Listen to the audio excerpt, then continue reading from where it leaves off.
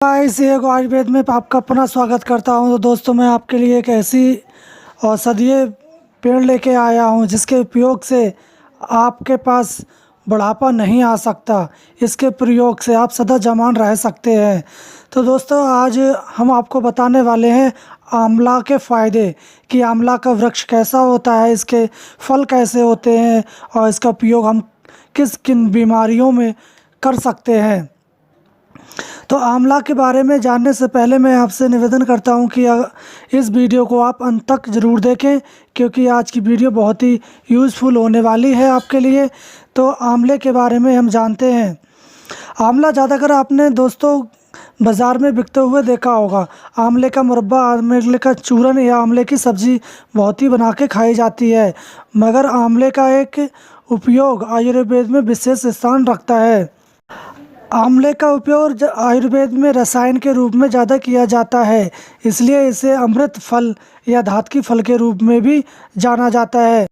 आंवले के बारे में जानते हैं कि आंवले को किन नामों से जानते हैं। आंवले को इंग्लिश में गुजबेरी के नाम से जानते हैं, संस्कृत में आंवले की धात की शिवा, हिंदी में आंवला, आवरा, आंवला, गुजराती में आंवला या आंवला और अवरी में अमलन के नाम से जानते हैं। तो दोस्तों, आप इसको किसके नाम से जानते हैं ज़रूर बता सकते हैं। और हिमालय के एक टैबलेट आती है आंवले की, जो आंवला की बनी होती है। आंवला का वृक्ष ज़्यादातर आपको जंगलों या जो उद्यान या बगीचे हैं उसमें देखने को मिल जाते हैं। ये करीब 20 फीट ऊंचे हो सकते हैं। इसके पत्र इमली के पत्र की तरह होते हैं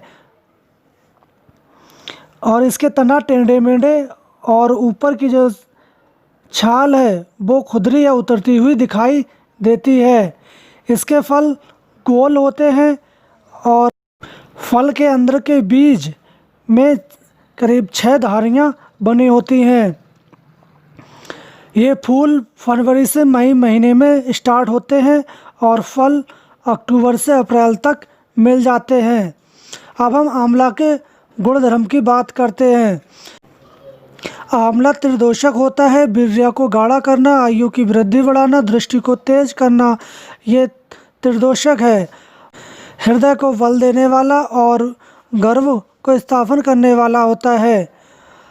आंवले के फल में विटामिन सी प्रचुर मात्रा में पाया जाता है। इसके नारंगी रस में करीब 20 गुना अधिक विटामिन सी पाया जाता है। आंवले में गैलिक एसिड, टैनिक एसिड, शर्करा, एल्युमिनियम, फास्फोरस, कैल्शियम, टैनिक या निकोटिक एसिड, प्रोटीन, वसा अधिक मात्रा में पाई जाती है। अब हम बात करते हैं इसके औषधीय प्रयोग कि आंवला का हम किस प्रकार उपयोग कर सकते हैं। नेत्र रोगों में 20 से 60 ग्राम आंवले के फलों को आप कूटकर 2 घंटे तक आधे किलो पानी में उबालकर रख देते हैं और उसे छानकर दिन में 3 बार आँखों में डालते हैं, तो आपकी आँखों में डालने से जो भी नेत्र विकार हैं वो ख़त्म हो जाते हैं। आंवले का एक केश कल्प भी बनाया जाता है। सूखे हुए आंवले करीब 30 ग्राम, वेहड़ा 10 ग्राम, आम की गुठली की गिरी 50 ग्राम और लोहे का चूरन 10 ग्राम रात भर लोहे की कढ़ाई में भिगोकर रख देते हैं और इसका पेस्ट सुबह को बनाकर बालों पे लगाते हैं। तो जो छोटी उम्र में सफ़ेद बाल हो जाते हैं उन्हें नित्य लगाने से लेप वो बाल कुछ ही समय में काले हो जाते हैं। नक्सीर, नाक से ब्लड बहना, उसमें जामुन, आम, आंवले को कंजी आदि में बारीक पीसकर मस्तक पर लेप करने से आपकी जो नासिका से रक्त बह रहा था वो तुरंत बहना बंद हो जाता है। पलटी होने पर आप आंवले का 10 से 20 मिलीलीटर स्वारस और 5 से 10 ग्राम मिश्री मिलाकर देने से तुरंत आराम हो जाता है। ये प्रयोग आप दिन में करीब 2 से 3 बार कर सकते हैं। हाइपर एसिडिटी होने पर आप ताज़े आंवला के करीब 2 से 3 नग मिश्री के साथ आप सेवन करते हैं तो आप देखेंगे कि आपकी जो खट्टी डकारे या अम्ल पित्त है या पित्त है उसकी शिकायत दूर हो जाती है। संग्रहणी रोग में मेथी दाना के साथ इनके पत्तों का क्वाथ बनाकर करीब 10 से 20 ग्राम की मात्रा में दिन में 2 बार पीने से संग्रहणी रोग मिटता है। कमला, जॉइंटिस, पीलिया, लीवर की दुर्बलता या पीलिया निवारण के लिए आंवले के शहद के साथ चाटने से सुबह शाम आपको पीलिया से छुटकारा मिलता है। मूत्र कुछ होने पर पेशाब बार बार आती है या जलन के साथ आती है, तो इसमें आप इसकी ताज़ी छाल को करीब 10 से 20 ग्राम रस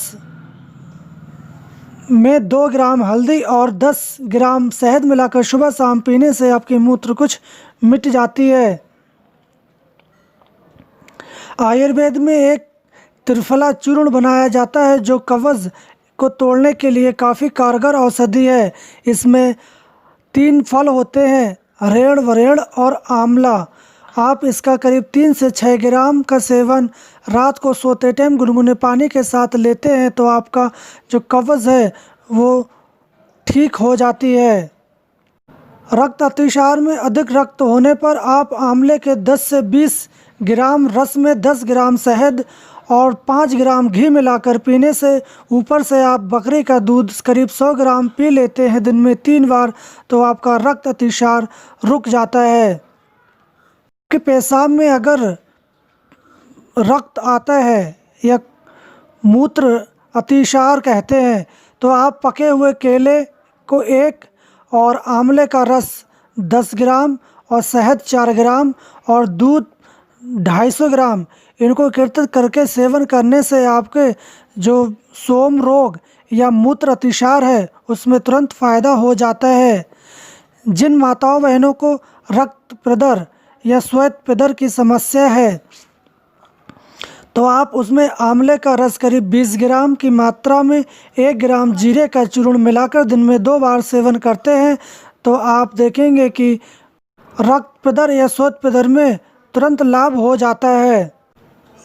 बात रक्त यूरिक एसिड में आप आंवला, हल्दी और नागर मोथा का करीब 50 से 60 ग्राम का क्वाथ बनाकर उसमें 2 चम्मच शहद मिलाकर दिन में 3 बार पीने से आपका वात रक्त या यूरिक एसिड शांत हो जाता है।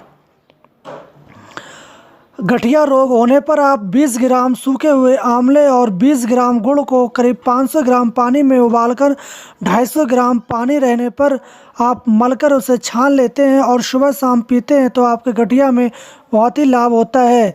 और इसका प्रयोग करते समय आप नमक छोड़ देना चाहिए।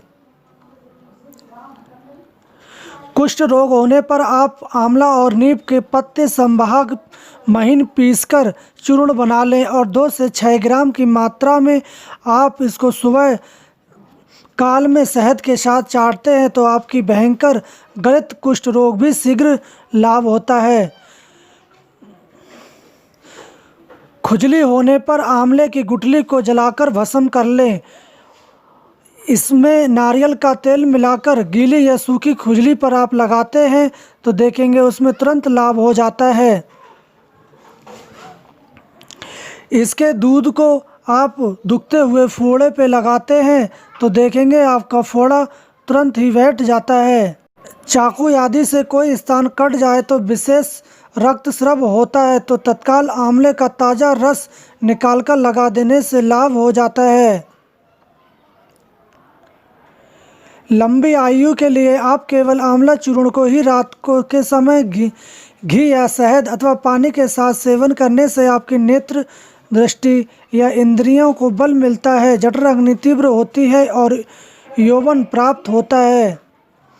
तो आंवला एक रसायन के रूप में भी प्रयोग किया जाता है। आपको आंवले के रस, आंवले का मुरब्बा और आंवले का आपको चूर्ण बाज़ार में उपलब्ध हो जाता है। तो आंवला एक बहुत ही बढ़िया औषधि है। इसके प्रयोग से हम बहुत सारी बीमारियां या डिसीज़ को समाप्त कर सकते हैं। तो आपको हमारी आंवले की जानकारी अगर पसंद आई तो हमारे इस वीडियो को आप लाइक करें, शेयर करें और चैनल को सब्सक्राइब करना ना भूलें। हम कल फिर मिलेंगे एक नई जड़ी बूटी के साथ। तब तक के लिए धन्यवाद।